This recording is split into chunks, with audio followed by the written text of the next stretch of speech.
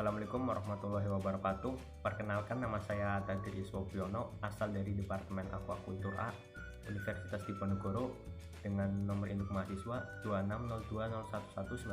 2602011191300050. Pada kesempatan kali ini, saya akan mensimulasikan beberapa pengukuran kualitas air. Di antaranya adalah oksigen terlarut, karbon dioksida, alkalinitas, produktivitas primer, suhu, pH, dan yang terakhir adalah amonia.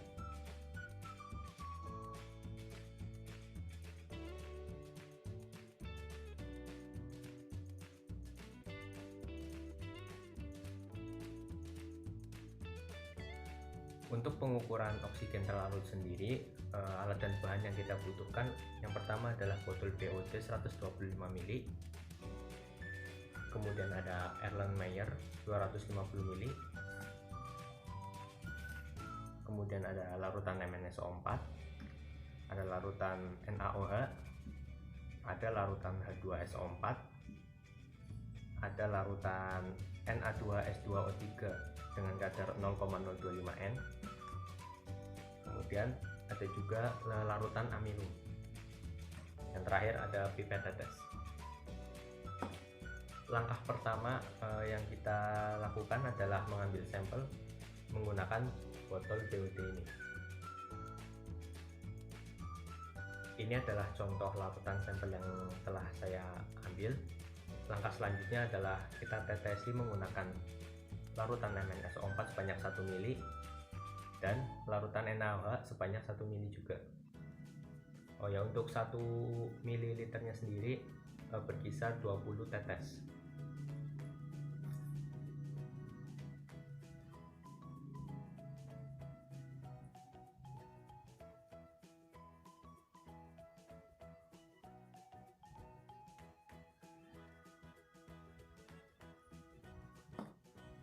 Kemudian dilanjut dengan larutan NaOH.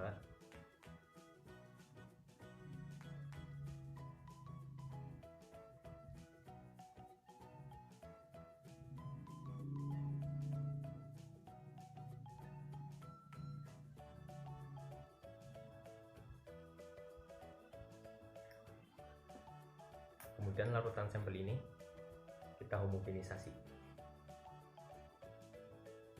Langkah selanjutnya adalah kita tetesi lagi menggunakan larutan H2SO4 sebanyak 1 ml.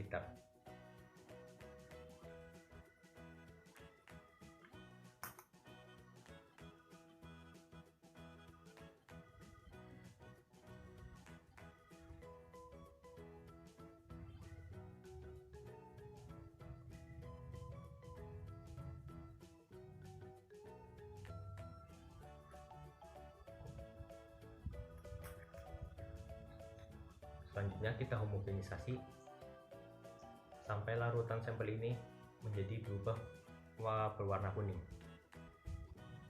Setelah larutan sampel dihomogenisasi dan berubah warna menjadi warna kuning, kemudian kita tuangkan ke dalam tabung Erlenmeyer sebanyak 50 ml. Selanjutnya kita lakukan titrasi menggunakan larutan Na2S2O3 ke dalam tabung Erlenmeyer ini. Dan jangan lupa catat berapa mililiter yang digunakan untuk membuat larutan sampel ini berubah menjadi warna kuning muda.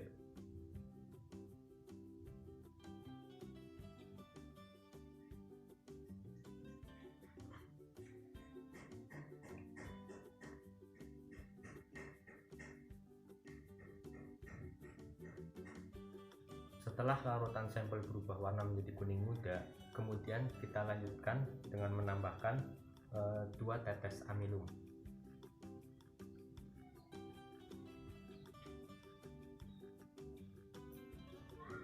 Setelah itu kita lakukan titrasi kembali menggunakan larutan Na2S2O3 sampai larutan sampel ini berubah menjadi warna bening.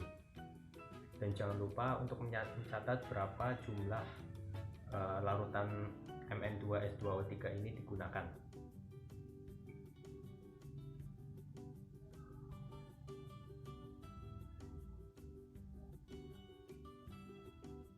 Setelah proses titrasi selesai, kemudian kita hitung berapa mili larutan Na2S2O3 ini kita gunakan.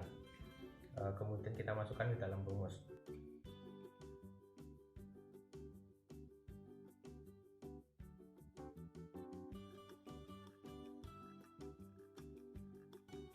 Untuk pengukuran selanjutnya yaitu karbon dioksida, alat dan bahan yang dibutuhkan yaitu Erlenmeyer, kemudian larutan Na2CO3 dengan kadar 0,045 N, kemudian ada indikator PP, dan kemudian ada pipet tetes. Hal yang pertama kita lakukan adalah mengambil sampel sebanyak 50 ml, kemudian kita masukkan ke dalam Erlenmeyer. Ini sudah kita ambil.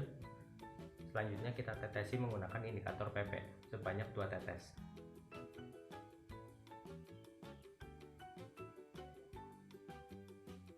Nah, apabila larutan sampel berubah warna menjadi merah muda, berarti karbon dioksidanya itu tidak bisa dihitung atau tidak bisa didefinisikan.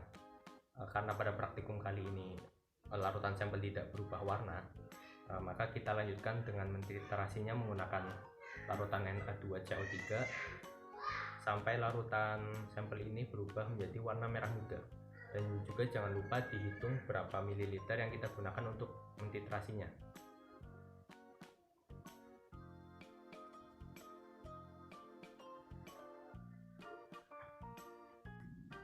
Nah, apabila larutan sampel sudah berubah warna menjadi merah muda, artinya larutan sampel ini sudah kita titrasi. Selanjutnya kita hitung berapa mililiter larutan Na2CO3 ini kita gunakan untuk titrasi. Pada praktikum kali ini, larutan Na2CO3 ini kita gunakan sebanyak 6 tetes atau sekitar 0,3 ml.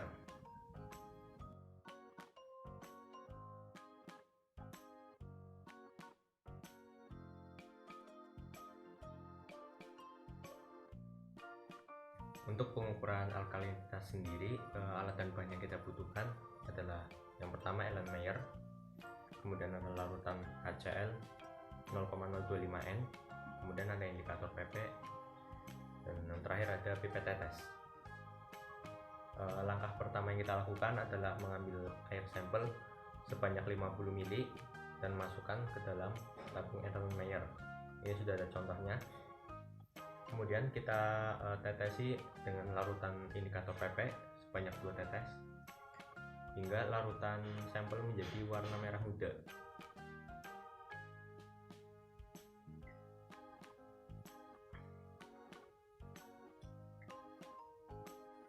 Setelah larutan sampel berubah warna menjadi warna merah muda, kemudian kita lanjutkan dengan titrasi menggunakan larutan HCl 0,025 N sampai larutan sampel ini berubah warna menjadi warna bening. Dan jangan lupa untuk mencatat berapa mili larutan HCl ini kita gunakan untuk titrasi.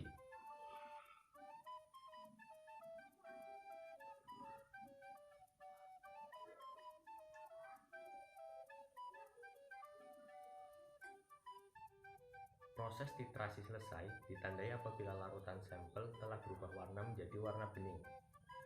Kemudian dilanjutkan dengan memasukkan rumus berapa jumlah HCl yang kita gunakan untuk mentitrasi larutan sampel. Pada praktikum kali ini larutan HCl yang kita gunakan adalah sebanyak 12 tetes atau sekitar 0,6 ml.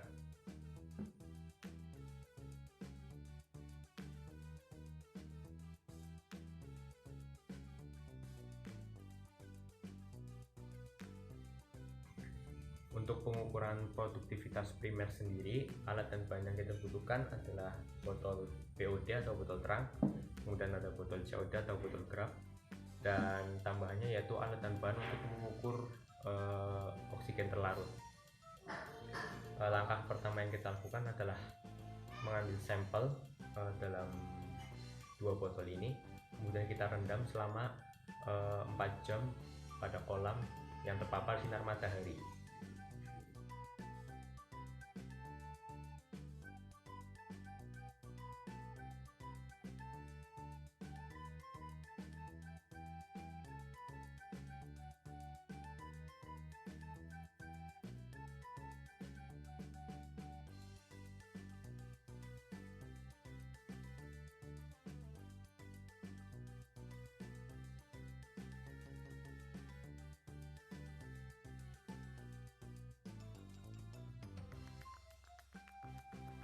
Setelah direndam selama kurang lebih 4 jam, kemudian kita ambil botol sampel, kemudian kita ukur oksigen terlarut pada kedua botol ini.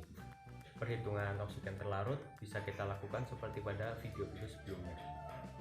Sedangkan perhitungan produktivitas primer sendiri dilakukan berdasarkan perbedaan kelarutan oksigen pada botol terang dan pada botol gelap. Nah, pada praktikum kali ini jumlah kelarutan oksigen di botol terang sendiri bernilai 7,2, sedangkan kelarutan oksigen pada botol gelap bernilai 6,05. Setelah itu kita masukkan angka-angka ini ke dalam rumus.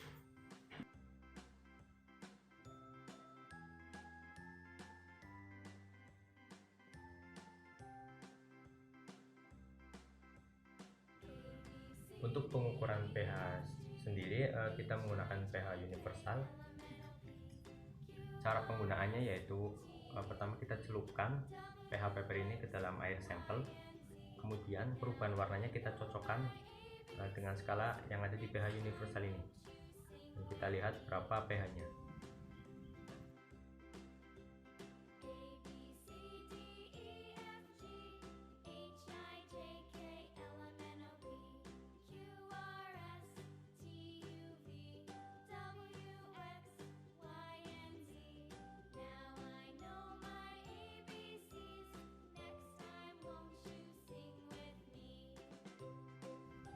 Untuk pengukuran suhu sendiri kita menggunakan termometer air raksa. Cara penggunaannya yaitu kita pegang bagian atas termometer atau di bagian tali, kemudian bagian bawahnya kita celupkan ke dalam air yang ingin kita uji. Kemudian tunggu hingga beberapa saat sampai air yang ada di dalam tabung bawah ini naik dan stabil, tidak naik ataupun tidak turun.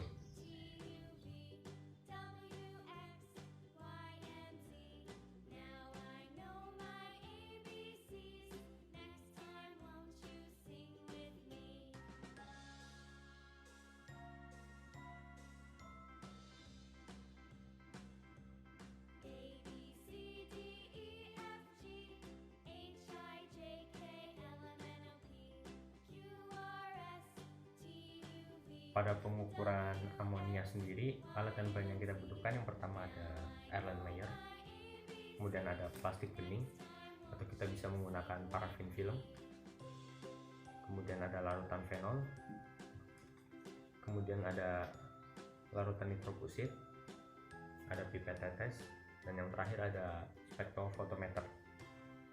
Hal yang pertama kita lakukan adalah mengambil sampel sebanyak 25 mili dan kita masukkan ke dalam Erlenmeyer. Kemudian kita lanjutkan dengan menuangkan larutan fenol ke dalam larutan sampel sebanyak 1 mili atau sekitar 20 tetes.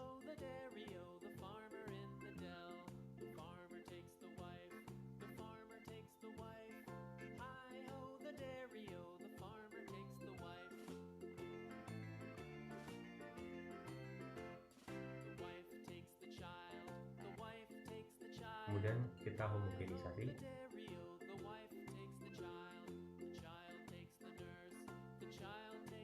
Kemudian kita lanjutkan dengan menuangkan larutan nitrofusid ke dalam larutan sampel sebanyak 1 ml juga.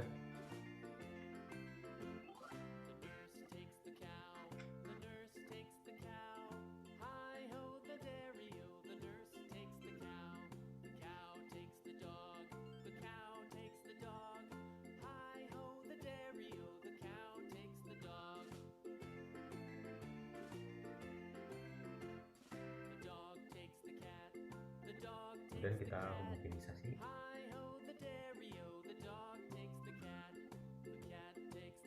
Nah, setelah itu kita tutup menggunakan plastik bening atau parafin film.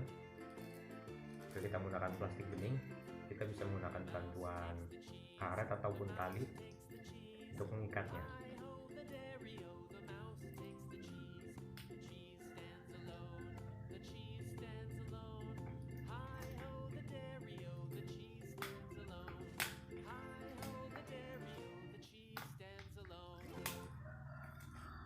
Setelah itu Larutan sampel ini kita diamkan selama 1 jam untuk pembentukan warna. Setelah kita diamkan selama kurang lebih 1 jam, pembentukan warna pada larutan sampel akan berubah menjadi warna biru. Kemudian setelah itu kita tuangkan larutan sampel ini di dalam kuvet pada spektrofotometer. Kemudian kita baca dan catat serapannya pada panjang gelombang 640 nanometer.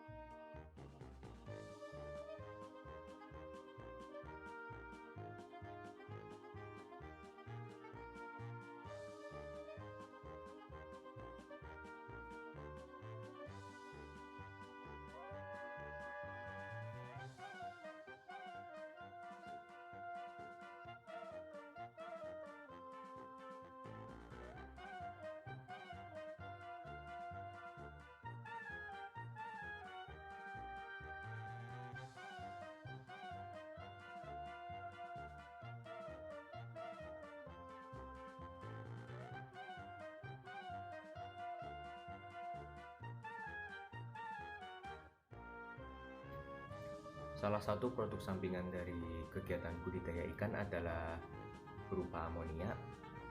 Amonia dalam jumlah tinggi dapat mengganggu sistem budidaya ikan karena bersifat toksik bagi ikan. Hal ini diperkuat oleh Wahyuningsih et al. 2020 yang menyatakan bahwa amonia merupakan senyawa toksik yang dapat memberikan dampak buruk bagi kesehatan ikan. Salah satu cara untuk menurunkan kadar amonia adalah dengan penambahan bakteri yang mampu mengkonversi amonia. Contoh bakteri tersebut adalah Nitrosomonas yang mampu mengkonversi amonia menjadi nitrit, dan Nitrobacter yang mampu mengkonversi nitrit menjadi nitrat. Nah, nitrat inilah yang nantinya bisa dimanfaatkan oleh organisme fotoautrofik. Namun, kedua bakteri ini memerlukan oksigen dan alkalinitas yang cukup untuk melakukan pengkonversian tersebut. Hal ini diperkuat oleh Wahyuningsih dan Arbi 2020 yang menyatakan bahwa jika kadar oksigen tidak mencukupi, proses nitrifikasi dapat terhambat dan dapat menyebabkan amonia dan nitrit meningkat.